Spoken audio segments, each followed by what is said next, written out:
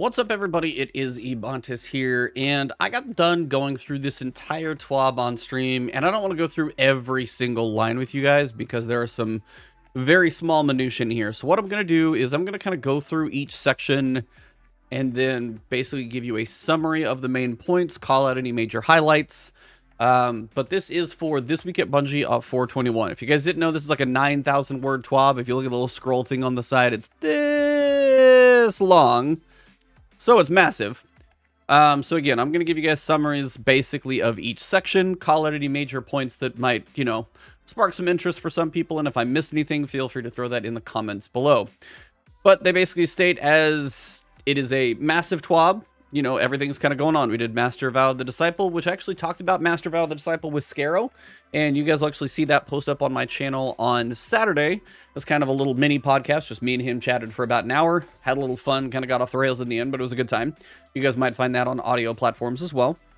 And then also, we have basically this giant TWAB and then the podcast tonight. So if you want to check out the podcast, 7 p.m.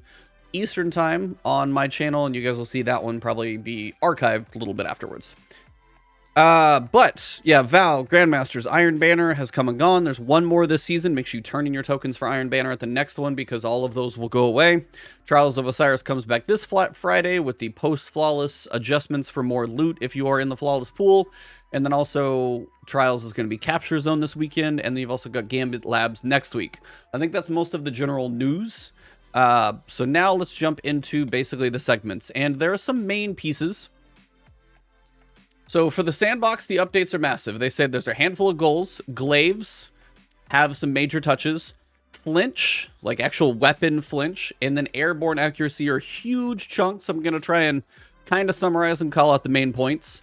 One-hit kills in the Crucible, so you got special ammo and things of that nature, and then also a bunch of exotics and special ammo, legendary weapons, things like that. So that's the major high points in topics.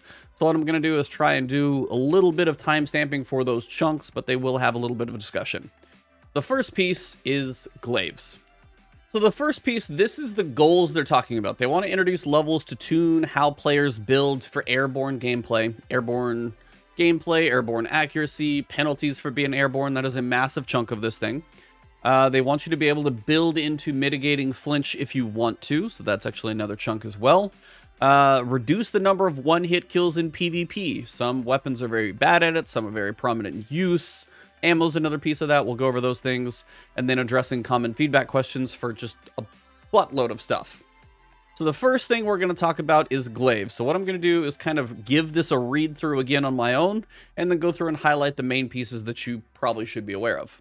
So the first thing to note is their intent for Glaives. They say Glaive melees should activate perks that trigger off of melees. For example, ammo from Grave Robber, Swashbuckler getting the 5x damage on the actual shots and projectiles, ammo refill from Sealed Aham Grasps. Glaive melee should not activate perks that trigger off of powered melee kills or require expending subclass energy. Like combination blow for a hunter, you can't do a melee with a glaive and get the same benefit as you would as your energy, like your actual melee ability as a hunter, for example, or any class. Glaive melees should benefit from a melee damage buffs such as Winter's Guile or Worm God Caress, so that's actually a good thing for some exotics. Melee should not benefit from weapon damage buffs, Rampage, Kill Clip, Swashbuckler, unless projectiles are involved, and then it says weapon glaive projectiles should benefit from weapon damage buffs. So that's the general intent for glaives. So in Season 16, they made some changes. Projectile hits to reach maximum energy is going to be 4 instead of 6, and this is stuff that's already been done. Glaive melee can now be interrupted by Hunter Dodge. Grave Robber perk now pulls from reserves instead of generating ammo. Glaives no longer get stuck in the clang when you're in melee. Sealed Aham Grasp no longer reloads glaives on projectile hits, but does on melee hits. Glaive melees no longer stun lock high health combatants. Probably a little cheap if they did. Glaive melee kills are now tracked in match history. That's fine. Season 17, which is next season, May 24th is when it kicks off, so just about a month. We're pushing glaives deeper into their roles as hard-hitting melee and near complete protection when shielded, as well as increasing projectile speed. Pretty much all good things here. So note, the glaive shield grants 97.5% damage resistance in PvE, 75% in PvP. So it is a massive damage reduction in PvP, but almost everything in PvE, so it is a valuable shield for sure. Increases the melee damage versus PvE enemies, except bosses and vehicles, by 25%. So red bars and orange bars, except bosses. Again, champions should also get the count there. That's 25% boost. Reduce the energy drain speed while shielded by 30%. So it lasts just about, you know, 1/3 longer. And then they increase the projectile speed depending on the range stat of the glaive. So they increased it from 30 to 60 at 0. So it's twice as fast at no range stat. And then at 100, it goes from 80 to 100. So now the range is 60 to 100 instead of 30 to 80. So it's just pretty much faster across the board, which is a good thing in general. Exotic glaives also got a buff. I still don't know if this is going to be enough, but they definitely gave them a lot more functionality than they did before, especially the Titan one. Players now gain a void overshield while inside the bubble. While inside, you don't take it with you. Helm of Saint 14 now applies in the bubble as well for blinding, and as it does for Ward of Dawn, so it's pretty similar to the bubble, just smaller. The Warlock Glaive increases the speed and acceleration of the healing turret projectiles, so hopefully this should be getting to you quicker, keeping you alive. Again, if it wasn't great before, that doesn't sound like it's going to make this like a game-changer exotic. And the Hunter Glaive did triple the damage of the wave detonation. That's when you know something is not great. If they had to triple the damage to make it worthwhile, and increase the number of enemies it can chain to from 4 to 8. So they tripled the damage and doubled the enemies it can chain to. If that tells you something was weak, those numbers should probably do it. I still don't know if any of this is enough for me to take up an exotic slot, take away Arbalist or Galahorn or any of the other stuff that actually got changed, but they added a little bit to these. I think they were worried about making these too strong, so if they do slowly build them up over time, they are like a melee projectile, and now the exotics have other functionality, so they are a multifaceted item. Still don't know if this is going to be enough to take up an exotic slot. We'll just have to see. So the first big chunk is going to be flinch. So they say aim deflection when receiving damage. So if like I'm here and I get hit, it's like that little bouncier gun.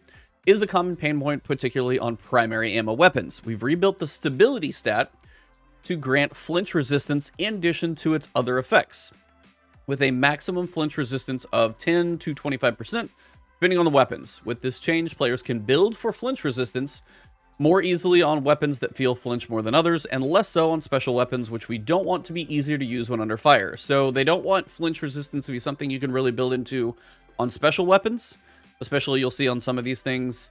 But also, like, primary should be a little more manageable. So a quick breakdown, you know, here's a breakdown for flinch resistance. If you have 100 stability on the weapon, it's going to have 25% flinch resistance for auto subs and bows, 20% on pulses, scouts, sidearms, machine guns, 15% on hand cannons and traces, 10% on fusions, shotguns, snipers, grenade launchers, linear fusions, rockets. They say a stability stat of below 20 will technically have a small flinch resistance penalty, but only around 5 weapons have a stability range that low. So that's probably going to be okay. Now, just to show you guys, when I say I'm going to be skipping some of the nuance of things, but I'm going to call out highlights, this is why. They're mentioning it here because it's a related change, as the resilience character stat now grants flinch resistance of 0% to 10% at 100. So Titans, if you're speccing into resilience for a barricade, for example, you're now getting a bonus to flinch resistance. And when I say numbers get involved, this is like the example. A 100 stability stat Suros pulse rifle with the Suros energy active, 10 resilience on your character, and no distractions on the weapon, plus 2 unflinching pulse rifle armor mods, while buffed by a rally barricade. Now that's a lot of stuff, but you'll notice you can actually build to have 90% flinch resistance with all of that going on. On the other hand, a 70 stability hand cannon with 5 resilience, and again, it's not 5 as in like 5, it's like 5 of 10. So it's, again, it's a cap of 10. It's each one of the tiers. So it's like tier 10 resilience, tier 5 resilience. 1 unflinching hand cannon armor mod is going to end up as 39% damage resistance. So the math that goes into all of your flinch resistance is going to be a little insane now. I'm hoping this is something, and they do cover stats are going to be in the game a little bit more when it comes to season 18, I think, which is not the upcoming season, but the one after that where we're supposed to get a raid. So it's going to be a little while, but some stats are hopefully going to be more obvious in the game, or at least shown in game. But yeah, there's going to be one more piece of math going on in there. But flinch is something you're going to be able to build into.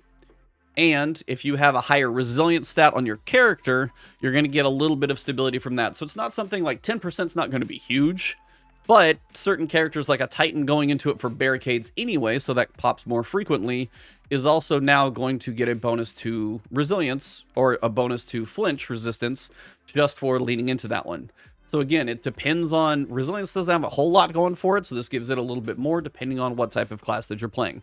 But that's basically like flinch is something you're going to be able to build into, and if you find all of the things that help with flinch, this is one of those that will tell you that. So you can look through some of the details and all the nuances on some of this stuff if you go to the blog article anyway, but that's the main idea about flinch, is it's going to be part of the stability stat on a weapon, a little bit resilience on your character, and then if you have the unflinching mods and say like no distractions, rally barricades apparently give you less flinch, which I didn't even know until very recently, like a day or two ago. You can lean heavily into flinch resistance, not something you could have built into directly before. So just wanted to make you guys aware of that in case that's the type of thing for your build. Airborne Gunplay. This is a massive, massive section of the TWAB because it is a thing. High-skilled players have usually very good mobility. They're in the air, they're not level, they're crouched, they're jumped, they're moving around a lot. And being airborne, especially for some classes, and I'll point out which one specifically, hunters, use airborne, abilities to be above you, different angles of engagement to really get a bit of an advantage. So they want this to be something you can build into, but also with some downsides on the other side. So this part I am going to read. Weapons are going to have a new stat, Airborne Effectiveness, which is present on all weapons except those where being airborne doesn't have an effect like swords, and which maps onto aspects of Airborne Gunplay using these guidelines. So this is kind of the ranges of the Airborne Effectiveness stat.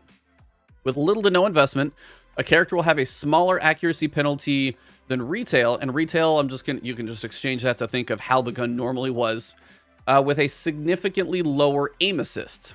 So basically not building into it at all, much lower aim assist. So if you're in the air, you need to handle the accuracy on your own.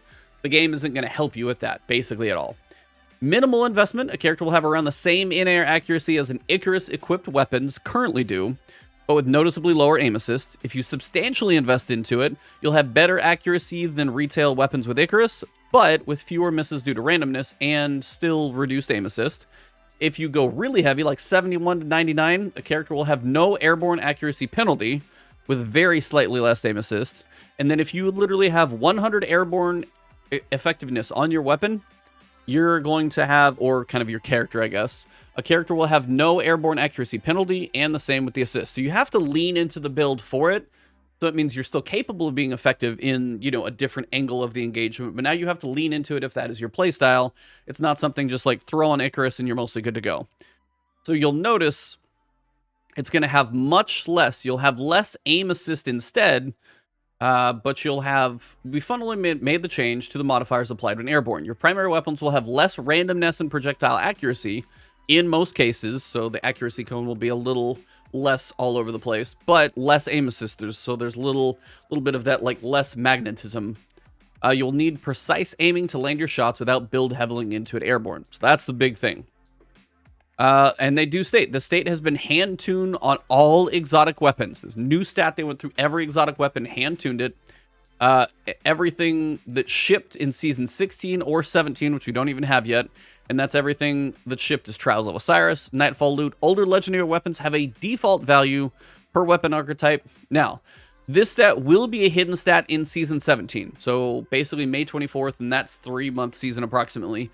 The stat will be hidden. You'll be able to see it in APIs. You'll be able to see it like light.gg, D2 Gunsmith. It will be there. In Season 18, I did want to call this one out. Several previously hidden stats will be visible on the weapon inspection screen. Because right now you can't see recoil direction. You can't see aim assist. Now the airborne effectiveness will be one of those. There's a couple stats that you can find in APIs and websites that will tell you that are not in game. More of those should be there. It's probably just going to take time to build the API. That's supposed to come in Season 18. So somebody's having to do that for probably like every weapon. Now this is where it gets into a lot of the detail stuff. I mean, you've got aim assist, cone penalty angles, and aim assist cone penalty angle for primaries, for specials, for headshots, for things of that. I mean, basically what it means is overall, you'll get fewer misses due to randomness from the accuracy cone while being airborne, but reliance on aiming is much higher at lower stats. To make this easier, you will need to build into basically your better airborne effectiveness. With decent aim, you'll land more body shots instead of crits. That's the idea. If you have decent aim, you'll hit body shots. Crits aren't going to be quite as forgiving if you're above them. That's the type of thing. So the accuracy cone penalty was before, say, like 0.667 on a hand cannon. Again, this is a lot of numbers. After all of this is done, at 0, it's 0.45. And then after 60, it's 0 degrees. Sniper rifle, on the other hand, not quite as effective. The Airborne Effectiveness snack comes from 3 sources: the weapon, the subclass, and your armor. So you'll see weapons base airborne stat basically goes from 0 to 10 and 0 to 35, depending on the weapon archetype. They don't get very high. Some exotics go a little bit higher. The Icarus mod will give you plus 15 to that actual build. Certain weapon perks, as the new redesigned Air Assault, which they're bringing back for this, is also going to help you with that one. And then there's also armor that will help or hurt depending on what you're leaning into. So if you guys want to go through and look at the valid stat ranges for legendary weapons for the basically airborne effectiveness, you can see like sidearms 0 to 30, hand cannons 0 to 25, stuff like a sniper rifle 0 to 5, shotguns 0 to 5. Like, they're starting much lower. Fusion rifles 10, breach loads 5, rocket launchers not as big of a deal, machine guns 20. But yeah, you guys can see if you want to read through all the details. High tiers of legendary weapons, trials, raids, nightfalls, use the upper ends of these ranges as with other stats. So if you do get legendary gear from the higher difficulty activities, they're going to be falling in like the higher end. So pulse rifles are 0 to 25. Something like the Insidious pulse rifle might have a higher starting point than, say, a basic one that you get. Some exotic weapons. You can see a redacted one here. We don't know what that's going to be. Traveler's Chosen is above, actually. Thunderlord's 26. Chaperone, that is 1. They want you to have 0 aim assist in the air, basically. So if you do hit a shot, it's on you. Huckleberry, that's going to be mighty toasty. Rat King's up there. Skyburner's Oath is one of the highest outside of Traveler's Chosen. That's actually being that airborne character. That's going to be a good thing. And then you've also got some examples of hand-tuned legendary weapons. So you've got Submission, the new raid submachine guns at 27. The sniper rifle Silicone Neuroma from the Nightfalls is 4. Cantata 57, that's Suros hand cannon, 12. Messenger 2020. The shotgun Reganal D, 3. So you can kind of get the feel of certain archetypes are definitely going to be a little helpful or a little harmful depending on the archetype for your airborne abilities. Subclasses. The Heat Rises ability is plus 70 while Heat Rises is active on consuming your grenade. Tempered Metal is plus 20. Whisper of Hedrons is 20 after freezing a target. Certain exotics, and the reason I'm kind of screaming this one is certain exotics are going to grant a bonus or penalty depending on if the exotic is going to potentially help or hurt. Mechaneer's Trick Sleeves, it's good for sidearms. Oathkeeper, it's good for bows. Stompies, minus 50 to all weapons. This is not nothing because every hunter right now is going to have to see how much this hurts them. Because Stompies are that enhanced triple jump and all the other things that they do. It's the mobility exotic, and it is a minus 50 to every single weapon. So there's a point where you're going to be less airborne effective just by having this on unless you really build into just even getting back to 0. Actium War Rig, you know, you got auto rifles and machine guns. You've got Hollow Fire Heart, just 20 to everything. So some of these are just like little bumps to everything. Peregrine Greaves is 20 to all, because that's the airborne shoulder charge. I Have Another World is 15 to all, and some of these are just like feel a little bit random. Wings of Sacred Dawn is 50 to everything, because that's the thing about floating in the air for longer, so it builds into that. Something else that's coming next season, fusion rifles and linear fusion rifles. That's a weird lean into, but we'll just have to see what that is. But one of the biggest changes overall is going to be Stompies. That's the only one in here that is like a massive minus 50. Everything else is basically adding. I don't think there's anything else that does a minus, but Stompies, this is like a way for them to nerf Stompies without nerfing Stompies. But it is definitely a nerf to Stompies for sure, because airborne accuracy now is going to be a lot harder to get back to a decent spot when you're wearing those. So you're just going to have to know that and build into it as much as you can. And they mention it right here. If you're using the Submission submachine gun, Icarus Grip, Stompies, and then the Tempered Metal, you're going to have plus 27, plus 15, minus 50, and then plus 20, so you'd have 12. Versus Frontier's Cry with Precision Hand Cannon bonus, Icarus Grip, and Lucky Pants, you're at 79. So you can build into it, but if something like Stompies really works against you, then it's going to be harder to build into. Skyburner's Oath and Heat Rises, you are literally at 100 with just 2 things. since those are really built around being airborne. So that's the idea with a lot of these, and you can actually see the exotic usage on some of these charts. This big giant, basically 40% is Stompies. For Titans, it's relatively mixed. You've got a couple, like Sight and Ramparts is up there for barricades. Lorely Splendor is very popular right now, so that's not surprising.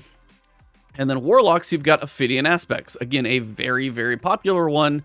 They didn't do anything too bad to Ophidian Aspects. It's basically +10 to all, but it is a very popular exotic for PvP. So just to keep in mind, they know, and some of these charts are actually pretty cool. So that basically wraps up everything for Airborne. If you want to go into the nuance of some of the details of Airborne accuracy, you're more than welcome to, but that is the idea. Airborne accuracy is now going to be something you can build into your Airborne Effectiveness. Certain things are going to make it better, certain things are going to make it worse, and certain weapons are going to be more or less effective in the air as well. And understanding all of this, depending on your playstyle, will help you be better in PvP. So if you're one of those who wants to be better in PvP, understanding this type of stuff and like referencing back to this of like, hey, if I like pulse rifles, what does this do? Where am I sitting at? And then hopefully we're able to see some of these stats in game in Season 17, probably Season 18. We can see more of these stats in game, which would help a lot because telling a new player to go look at this stuff would be a little insane. So hopefully Season 18, we get a lot more in-game like tool tips and stuff like that that can tell you, are you horrible in Airborne Effectiveness? Because if you put on the Stompies, you're like, cool, I got more jumps, but man, I cannot hit an airborne shot, but it doesn't tell you why. That's the type of stuff that needs to get in game. So hopefully that type of stuff is put in game, listed somewhere, shown in some way, that all of the different factors that affect this stuff now will actually be shown in game. Hopefully at some point, cross your fingers. The next thing we've got is playlist weapons. So they say the playlist weapons from Gambit, Crucible, and Strikes. And then some of the older ones are available from vendor rank packages. The idea, these weapons provide an interesting drops for players who just spend a lot of time. If you just want to farm strikes all day, you can totally do that. Like the Fortissimo shotgun, which I'll tell you right now, kind of got a little nerfed. But the idea is here, playlist weapons now have a chance to roll with extra traits in one or both columns, and it increases, increasing with the number of rank resets during that season. So if you get a rank reset, then you actually will have a chance maybe at 1 extra perk. You do it again, you might have a chance at 2 extra perks. There are a lot of perks on some of these weapons, so having 2 and 2 in the 3rd and 4th column gives you a lot better chance towards the roll that you're going for. So if you do spend a lot of time in, say, the Crucible playlist, and you want that 1 god roll of a weapon, you'll have a much better chance of doing that. So that's the basic idea there. Stat display update. Following the recent changes to show numbers for all stats instead of just bars, they've opted to change the stat display. So things are going to look a little different, basically. All stat bars now range from 0 to 100. Whether they showed part of the range, whatever the max was before, it is going to be 0 to 100 on basically every weapon. Even if the range of a hand cannon goes from like 30 to 40, not real, but it's like, and that was what it would show before, now it's going to look like 100. So maybe the display is going to be different, but it is not going to change the way the weapons function. This is just going to be a visual UI change, so all weapon stats bars across the board are 0 to 100, just for a little more consistency in a lot of things. That's mostly what that is for. One-hit kills and special ammo. There are several damage buffs external to weapons that allow weapons with one-hit kill without much investment. So aggressive sniper rifles with high impact reserves, Ariana's Vow, Layman Arc, specifically when combined with an external 20% damage buff. As an example, Empowering Rift can give many snipers one-hit body shot capabilities in the Crucible. So sniper rifle with high impact reserves, standing in an Empowering Rift, you can shoot somebody in the leg and still get a one-hit kill. That's not great, so they are trying to reverse some of those things. Basically what they're doing is reducing the damage bonus for Empowering Rift, High Energy Fire, Inertia Override. I think Lorely Splendor's in here too, it got mentioned. Will be reduced from 20% to 15% only against players. There's no effect in PvE, so it's just going to basically steer away from one of those like, hey, I have 2 bullets in my high impact sniper, and I'm standing in an Empowering Rift, bam, kill. They just want those type of things to go away. That's a good thing. And it doesn't affect PvE, so even better. In addition, they want special ammo to be less plentiful. They really do want to engage more in those primary gunfires. They had messed with Scavenger before to allow, you know, a little bit less. They're straight up turning it off. So if you're going into PvP, take off Scavengers, it's not going to matter in Season 17 and onward. Scavenger ammo mods are now disabled. No matter how much a player was carrying on death, if you pick up a special brick, you can only get 1 ammo for shotgun sniper or 1 kill's worth of ammo for weapons that require more than 1 shot. Forerunner, trace rifles, stuff like that. I'm sure fusions is also a 1 drop, it's just not listed. Returned several special weapon archetypes and several special weapon archetypes and exotic weapons. The general go to reducing the effectiveness and uptime of special weapons. So the biggest thing here, scavenger mods are disabled in PvP. And doing these things where you can get a pretty quick one-hit kill is not going to be likely, because instead of 20%, it's 15% only in PvP, though. PvE unaffected, so good change. Now, if you ever wanted to see the special weapons, like, breakdown, in particular, shotguns and fusions are responsible for more one-hit kills than we'd like in PvP. Shocking. We still want them to be an option, but less ubiquitous, less effective at multiple ranges, and with lower uptime. So if you look at this graph, it hasn't changed a ton, as you can tell. Fusion rifles have had their, kind of blip here. Glaives launched, so they got a little effectiveness, and then they fell back down. Fusion rifles are a chunk. Sniper rifles are a chunk. Shotguns are literally sitting here. You got 70% to 15%. That's a lot. That is 55% of the special weapon usage is going to be a shotgun. Now, part of that you could blame on map design. Part of you could blame on the nerfs and buffs and other things, and the effectiveness of fusions for a while. Sniper rifles take a lot of skill. Well, there's a lot of shotguns apes in the world. But the idea here is shotguns are used a lot, to say the least. So, all special weapons had their in-air accuracy significantly reduced.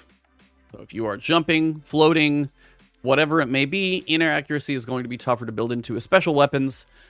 Basically, no matter what you do. Special weapons have a similar airborne aim assist cone penalty to other weapons, around 50%. Sniper rifles are fairly slow to ready and stow, and aim down sights, which has made snapshot feel mandatory. That's the good thing for snipers. The ready, stow, and aim down sight speed has been reduced by about 10% on all snipers, so they're a little snappier. And then snipers have less access to ammo than shotguns and fusion rifles, where kills drop far away. So we think ammo scarcity will prevent sniper rifles from spiking. So basically they're saying you're still not going to get a ton of ammo because it's halfway across the map half the time. So making them a little snappier shouldn't break things. That's the idea of what they're saying there. This is where we get into a ton of numbers, so I'm going to kind of give you guys the highlights real quick as we roll through these things. This is the breakdown of shotgun types, in case you guys are wondering. Lightweights are very common due to the movement. Pinpoint slug, precision frame, shot package, aggressive frame. It's kind of your breakdown, but lightweights are very, very popular. So here's the idea. Slug and pellet shotguns are still overwhelming. So they're reducing the damage fall-off start by a meter, and the aim assist and magnetism fall-off start by 2 meters. So basically, the damage fall-off is going to start a little bit sooner. So if you're not in that optimal range, you're going to feel it even quicker. Fusion rifles, they're also going to have a little bit shorter range. They don't want people getting about 20-meter kills with these things, so that it looks like they're mostly pulling them back by a couple of meters to maybe be like 18, 19. They're a little long on fusion rifle one-hit kills, so they're pulling them back just a little bit. If you want to see a hilarious-looking graph, you can see main ingredient. Like the big loop here is when Xur probably exactly sold this thing right here. Likely suspect launched, and then you had main ingredient get popular and then kind of even out. Deliverance, Cartesian coordinate, Snorri. You can kind of see where things have launched and gotten popular and that type of thing. This is literally the launch of Witch Queen, Snorri. Main ingredient, you can see like Xur sold it. Likely suspect, same with Witch Queen, launched. Cartesian coordinate, got a little bit of, a little bit taken out of it. Timeline's Vertex was doing pretty good. Main ingredient took over. So you guys can see they have a lot of data, which is just kind of insane to know. Basically, they reworked fusion rifles a little bit more. Now, high impacts have a little faster charge time. It's 960 instead of 1,000, but 330 total damage. Precisions, which are going to be like your main ingredient, they have a 780 charge time, 280 damage. Adaptives, like your Timeline's Vertex, there's a couple options. That's 270, so slightly difference in damage, but usually the same number of bolts to hit, but a faster charge time. But the precisions, I think, have a little better like accuracy and aim assist. And the rapid fires did get a little longer. 245 damage. They're half a second now. So the rapid fires are going to be a little longer no matter what. So fusion rifles are going to feel different for sure. Everything else is going to feel a little bit tweaked around. But fusion rifles should feel a little bit different now. Definitely more distinct in archetypes. Besides Divinity, they say trace rifles aren't popular in hard content. Shocking, because they don't do that much damage. So trace rifle damage against non-red bars. Red bars you can probably melt, but non-red bars you feel like you're going to unload an entire clip. 20% boost. Also, the ammo pickup per brick is going from 18 to 30. And as you have a lot of ammo, that's a good thing. So trace rifles getting a PvE buff basically across the board. Primary weapons. Autos and pulses aren't as competitive as we'd like them to be. So auto rifles damage fall off is going to be a little bit farther. Pulse rifles have their range bumped out a couple of meters. The damage fall off at the very far end is still about the same. Lightweight pulses 450. The only one really that I could find that I even own right now is an Ogma. That's basically going to change the damage per bullet to be a little bit more. Won't change the time to kill, but reduce the number of crits. Zoom on submachine guns. If you guys have been seeing all the videos, the zoom on submachine gun was like, this is why the multi-mock and the Shires are amazing. Those are basically all being brought down to be much closer. The Huckleberry is up to 15. Every Waking Moment, 7th Seraph, Ikelos, Stochastic Varial, all of these are going from 13 to 14. Multi-mic is down to 15. Shire's Wrath is down to 16. Again, remember, sometimes like the Trials weapon can be the best viable in class because it's hard to get for a lot of people.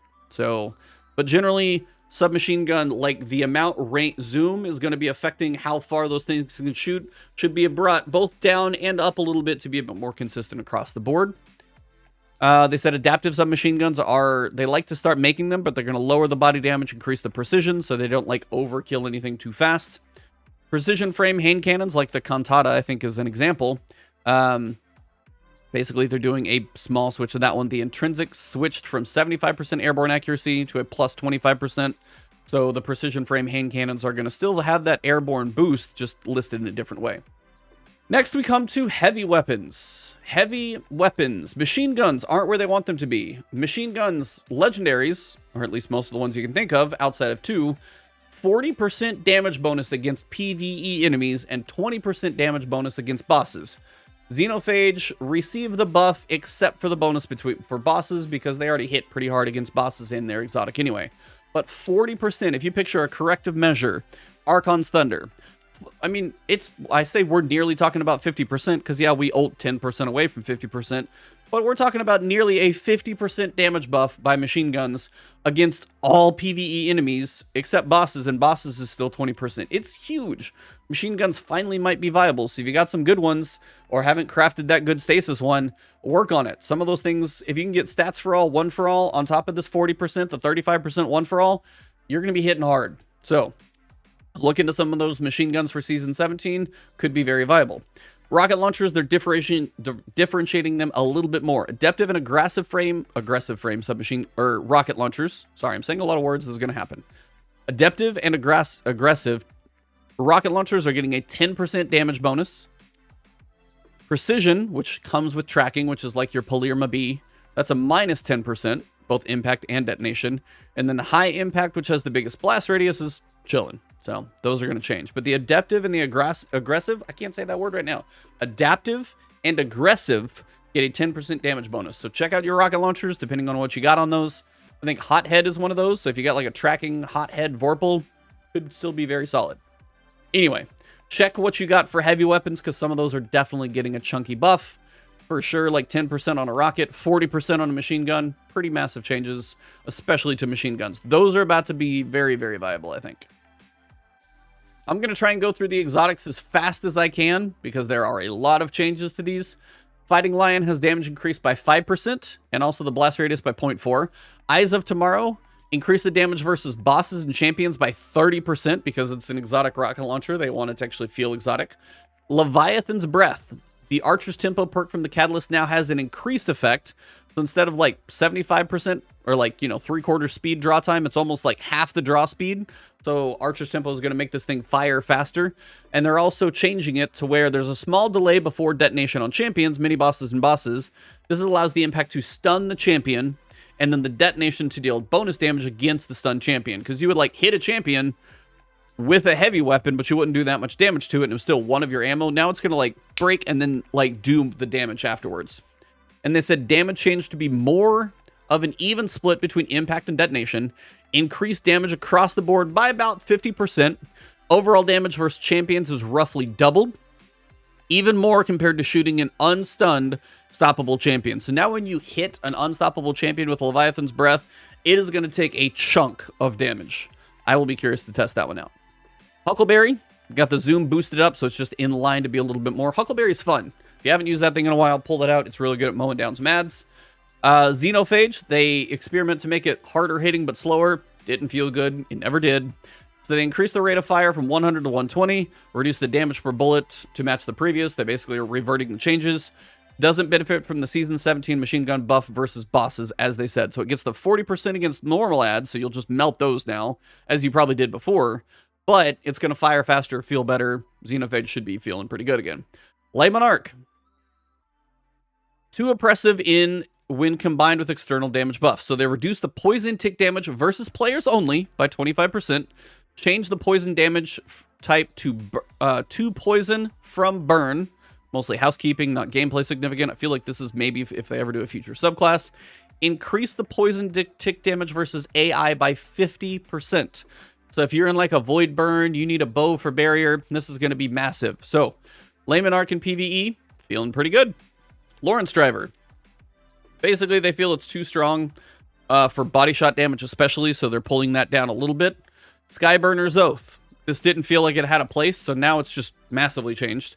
The ADS projectile speed is now hit scan. Both ADS and hip fire are now the same rate of fire. Hip fire projectiles, they don't track, but they arc kind of the way a grenade launcher would arc, but they also have a bigger detonation size than they do with ADS. The hip fire detonation also applies a burn. So literally, it's going to be this arcing bullet that explodes a bit bigger and now burns what it hits. And they said the Masterwork wasn't doing too much, so the range bonus is now just part of the weapon. And the Masterwork now it gives it a reload bonus because that was probably pretty slow. And the Airborne Effectiveness is the highest of most in the game at 35. The last word. I don't know if they're going to regret this one, but the reduce the mouse and keyboard recoil penalty from 33% to 22%. Hopefully that isn't a bad thing because I don't want to see too many of those. Arbalist. This one hurts my soul a little bit because I love my Arbalist. Reduce the damage versus champions specifically by 25%. Yes, I know. It broke all the shields. It was good for anti-barrier and it could do some boss damage. You can still do the damage against the boss, but your champions will be a little slower to die by your Arbalist. So it's going to take probably another shot, basically. I'm not happy, but if that's the only thing that happened to it, I guess I can live with it. But it's still just like, I wish it didn't happen. That's all I got to say. Graviton Lance, on the other hand, changed from Hidden Hand, which I don't even remember what that does because that's a dead perk, to granting Vorpal, which is 20% on primaries. Exotic primaries do like 50% more to red bars, and it's got turnabout, so if you break a void shield with Graviton Lance, you just pulled their shield off and you got an overshield. So Graviton Lance could be very fun in the right activity. Grand Overture, this season's machine gun, they reduce the time between bursts in missile mode. Holding the trigger will now fire all missiles in a continuous burst.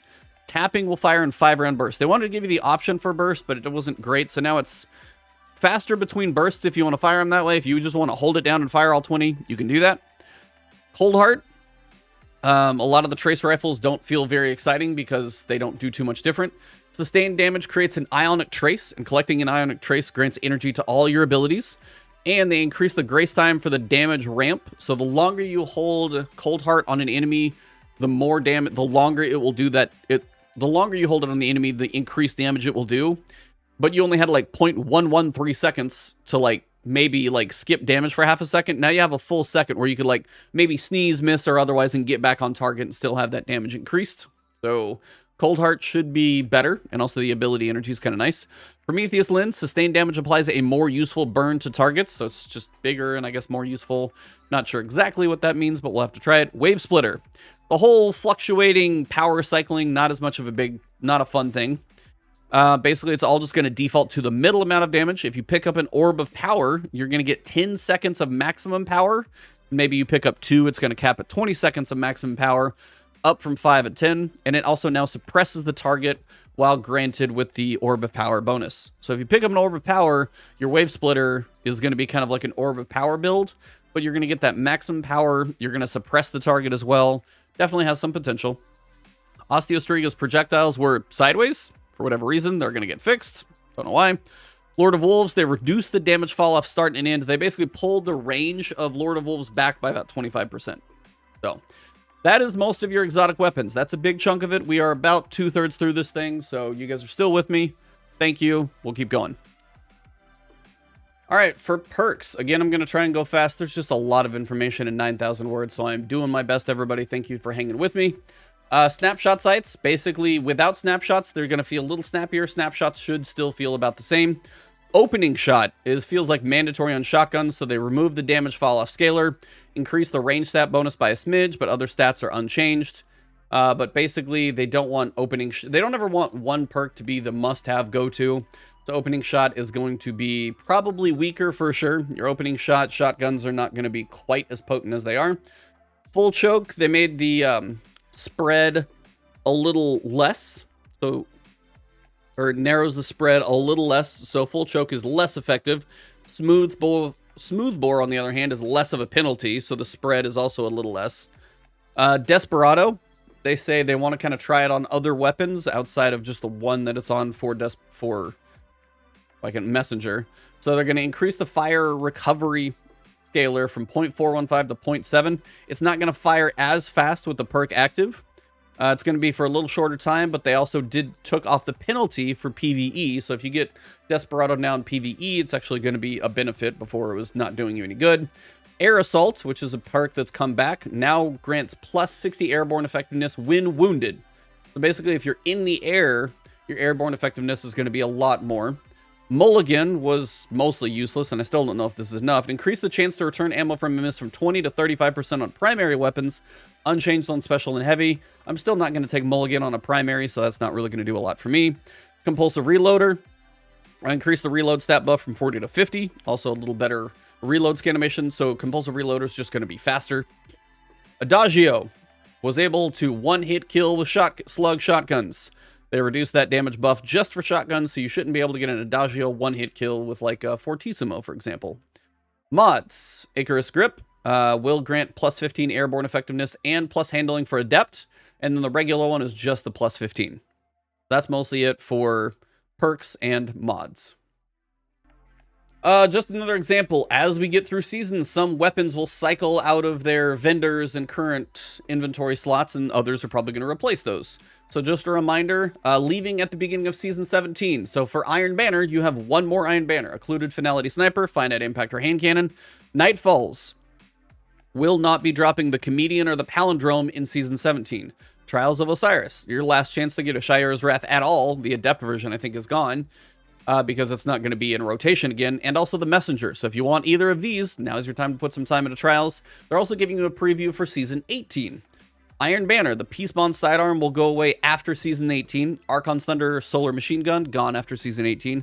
Nightfalls, Plug 1 and Hothead, and Trials, Eye of Soul, and the Summoner, which means we should be getting some stuff cycling in, which is good, but this is an idea of what is leaving in Season 17 and Season 18. So if you need to grind or want to grind for any of these, now you know how much time you have. Also, they are doing an abilities tuning patch on Tuesday, which will literally be the 26th, but this coming Tuesday from when I'm reading all of this to you guys. Axiom bolts have their base cooldown increased by about 60 seconds, so you should see those less frequently. Titan barricade cooldown when you have Bastion Void aspect equipped is up by about 30 seconds. Say that matches the Warlock Rift. Offensive Bulwark now provides 60% less bonus grenade energy regeneration in PvP. Only PvP. Whisper of Chains now provides 15% bonus damage resistance against players when near a stasis crystal. Was 25%, again unchanged in PvE. Renewal Grasps. Increase the base cooldown of the Dustfield Grenade from 62 to 152 seconds when those are equipped. Also, the outgoing damage penalty applied to player victims in the Renewal Grasp is reduced from 50% to 25%. Renewal Grasp just got nerfed pretty hard. So, Axiom Bolts will be less. Barricades with your Overshields are going to take a little bit longer. Whisper of Chains is going to be a little less, and Renewal Grasp definitely got shot in the face a little bit. Gambit Labs is coming. This is the Moat Thief. Now, this is the one where normal moat drain for having 2 blockers is disabled. Instead, every second the invader is invading, 1 moat drains directly from your bank. Now, I hope they say this very clearly, because they don't even say it in the bullet point.